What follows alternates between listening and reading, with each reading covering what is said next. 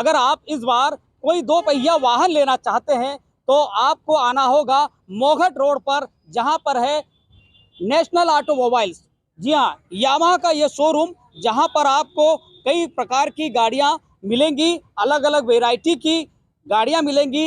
2 पहिया वाहन इस तरह से मिलेंगे जो आपको अपनी ओर आकर्षित करेंगे। अगर आप एक अच्छी गाड़ी पर राइड करना चाहते हैं, अच्छी गाड़ी पर सवारी करना चाहते हैं, तो आपको एक से बढ़कर एक मॉडल यामाहा के यहाँ पर मिल जाएंगे।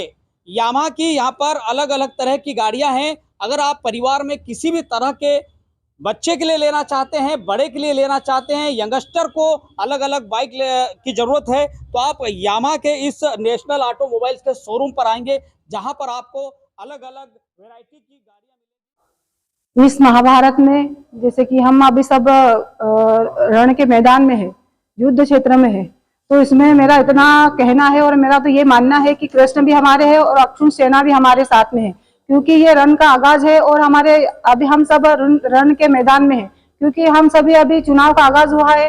तो इससे किस तरह का हम सफल बनाने में और आप सभी भाइयों के माध्यम से, मीडिया के माध्यम से और सोशल मीडिया के माध्यम से हम हमारे चुनाव का प्रसार कर रहे हैं और सारे जनप्रतिनिधि चुनाव का प्रसार कर रहे हैं और हम भारतीय जनता पार्टी का परचम लहराने में सफल रहेंगे और हमारी भारतीय जनता पार्टी को सर्वोच्च शिखर पर पहुंचाएंगे। जय हिंद, जय भारत। किस भूमिका में रहेंगे? कृष्ण की भूमिका में क्या है? विधायक जी तो कृष्ण की भूमिका में रहेंगे। उन्होंने आश्वासन दिया कि मैं आपके साथ में हूँ, कृष्ण की भांति आपके साथ में रह के, जैसे अर्जुन जी का रथ श्री कृष्ण जी ने चलाया था, उसी प्रकार भाई साहब ने आश्वासन दिया कि आपका रथ और आपके साथ में हमेशा रहकर आपका कार्य और आपके विकास कार्यों में और जो आप आगे बढ़ रहे हो तो उसमें आपका पूरा सहयोग देकर भारतीय जनता पार्टी का परचम लहराऊंगा। भाई साहब ने बहुत अच्छे से जवाब दिया, बहुत अच्छे से बातचीत की और हमारे साथ में वो चुनाव प्रचार में भी रहेंगे।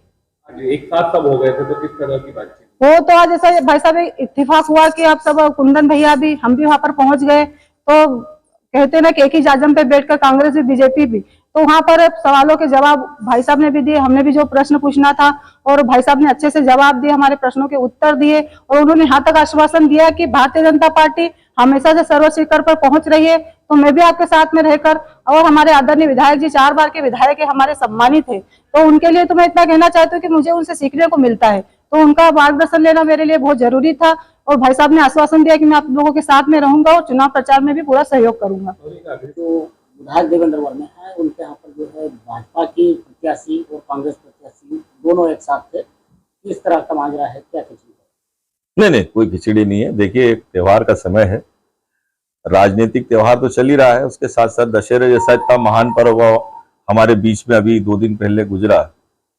एक सहज भाव में मैं उनसे मिलने गया था और मैं बिना किसी सूचना के नहीं गया था, मैंने बकायदा उनको फोन लगाया था कि देवेंद्र भाई मैं आपसे मिलना चाहता हूँ।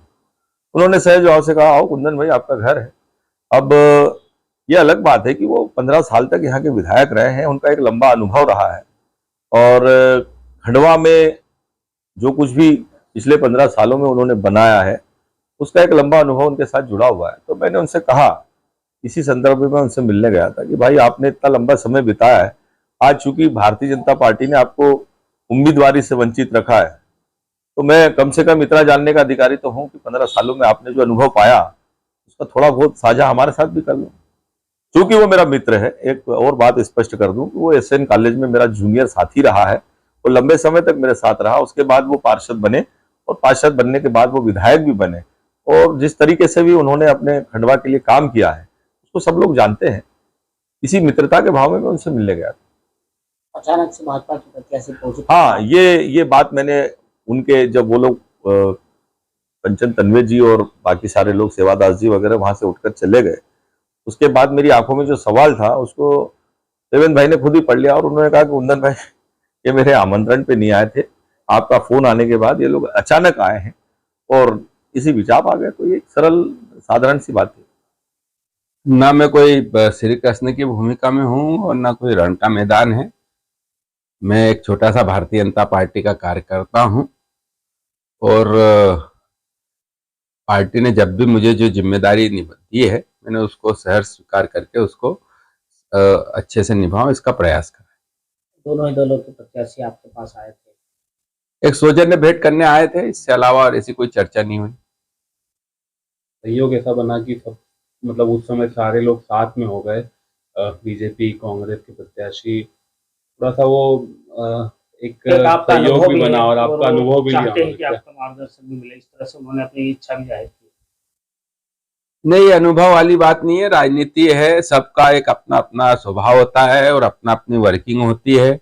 मेरी वर्किंग जो भी थी, हो सकता है कुछ लोग नाराज हों, कुछ लोग खुश हों, और जो भी आने वाला विधायक है उनका जनता किस रूप में देखती है और जनता किस रूप में उनका चयन करती है, अभी तो ये शुरुआत है।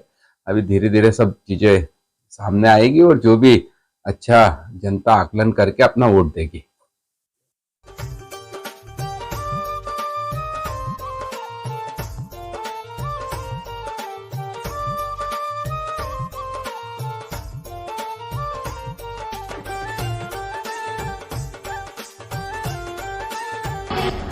हर नारी की सबसे पहली पसंद स्वर्ण आभूषण, और जब स्वर्ण आभूषण की बात हो तो हमारे शहर का सबसे विश्वसनीय नाम सुभाष ज्वेलर्स, जिसे आपके प्यार और विश्वास ने बनाया है सबसे खास। खरा सोना आपके भविष्य की जमा पूंजी, खरा सोना मतलब सुभाष ज्वेलर्स का सोना।